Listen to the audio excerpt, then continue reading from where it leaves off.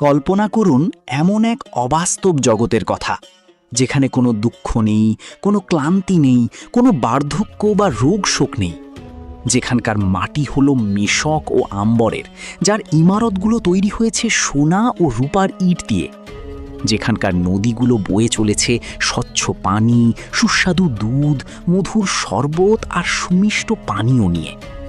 হ্যাঁ, আমরা জান্নাতের কথা বলছি, প্রতিটি মুমিনের জীবনের চূড়ান্ত স্বপ্ন, অনন্ত সুখের চিরস্থায়ী ঠিকানা। আমরা সবাই জান্নাতের সেই অকল্পনীয় সুন্দর প্রাসাদ, রেশমের পোশাক এবং মনোলোভা সব খাবারের কথা শুনেছি। কিন্তু আপনি কি জানেন জান্নাতের এই বিশাল এবং অন্তহীন নিয়ামতগুলোর চেয়েও বড়, সবচেয়ে শ্রেষ্ঠ এবং সবচেয়ে মধুর পুরস্কারটি কি হবে? চলুন কোরআন ও হাদিসের আলোকে সেই পরম আরাধ্য পুরস্কারের রোমাঞ্চকর বর্ণনা শোনা যাক।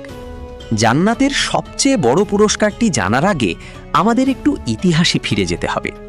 এই পৃথিবীতে অনেক নবী রাসূল মহান আল্লাহর নৈকট্য লাভ করেছেন, কিন্তু আল্লাহকে সচক্ষে দেখার তীব্র আকাঙ্ক্ষা প্রকাশ করেছিলেন হযরত মূসা আলাইহিস সালাম।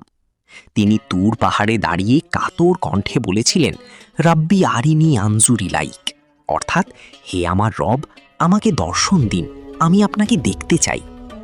মহান আল্লাহ তখন বলেছিলেন, লান তারানি, অর্থাৎ তুমি আমাকে দুনিয়ার এই চোখে কখনোই দেখতে পারবে না।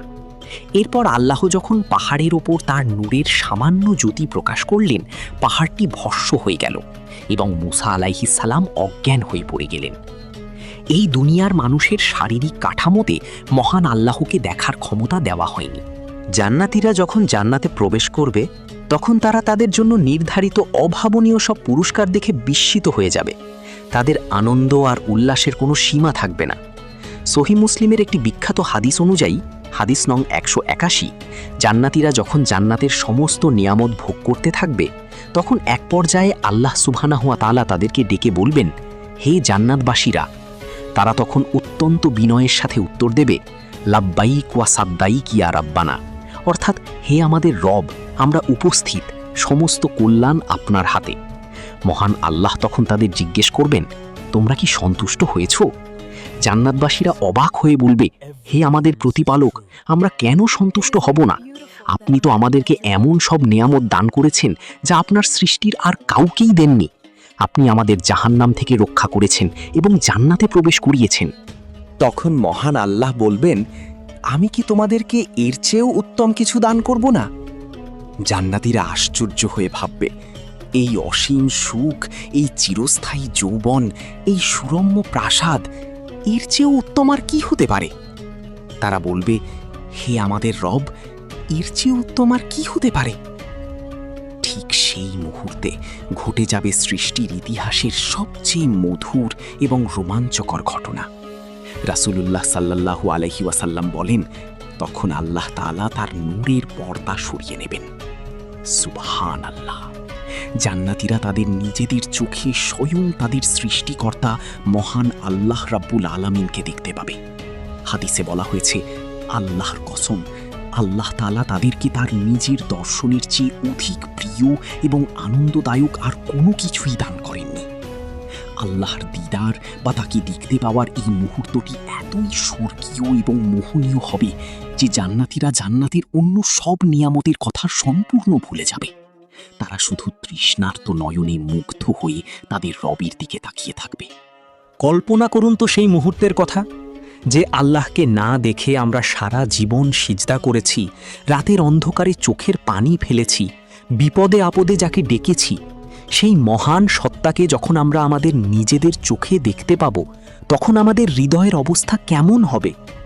তবে এর সাথে যুক্ত হবে আরও একটি পরম প্রাপ্তি, সেটি হলো আল্লাহর চিরস্থায়ী সন্তুষ্টি বা রিদওয়ান। পবিত্র কোরআনে সূরা আত-তাওবার ৭২ নম্বর আয়াতে আল্লাহ বলেছেন, ওয়া রিদওয়ানুম মিনাল্লাহি আকবার, অর্থাৎ আর আল্লাহর সন্তুষ্টিই হলো সবচেয়ে বড়, এটাই হলো মহা সাফল্য। আল্লাহ তাআলা জান্নাতীদের বলবেন, আজ আমি তোমাদের উপর আমার সন্তুষ্টি অবতীর্ণ করলাম, এরপর আমি আর কখনোই তোমাদের উপর অসন্তুষ্ট হব না। একজন মুমিনের জন্য এর চেয়ে বড় সুখের খবর আর কি হতে পারে? দুনিয়াতে আমরা সব সময় ভয়ে থাকি আমাদের কোনো ভুলে আল্লাহ অসন্তুষ্ট হলেন কিনা, কিন্তু জান্নাতে আল্লাহ যখন নিজেই এই নিশ্চয়তা দেবেন যে তিনি আর কখনো রাগ করবেন না, তখন মুমিনের মন চিরস্থায়ী নিরাপত্তায় ভরে যাবে।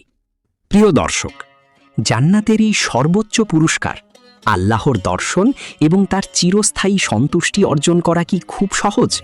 হ্যাঁ, আল্লাহর রহমতে এটি সম্ভব, যদি আমরা এই দুনিয়ার ক্ষণস্থায়ী মোহ ত্যাগ করে আল্লাহর হুকুম অনুযায়ী জীবনযাপন করি। 5 ওয়াক্ত নামাজ, হালাল উপার্জন, মানুষের সাথে সুন্দর আচরণ এবং অন্তরের পবিত্রতার মাধ্যমেই আমরা সেই সৌভাগ্যবানদের অন্তর্ভুক্ত হতে পারি। রাসূলুল্লাহ সাল্লাল্লাহু আলাইহি ওয়াসাল্লাম প্রায়ই এই চমৎকার দোয়াটি করতেন: হে আল্লাহ, আমি আপনার কাছে আপনার পবিত্র চেহারা দেখার আনন্দ এবং আপনার সাথে সাক্ষাতের আকাঙ্ক্ষা প্রার্থনা করছি। আসুন আমরাও আমাদের রবের কাছে এই দোয়া করি। মহান আল্লাহ আমাদের সবাইকে জান্নাতুল ফেরদাউস নসিব করুন এবং কাল কিয়ামতের দিন তার পবিত্র দিদার লাভের সৌভাগ্য দান করুন।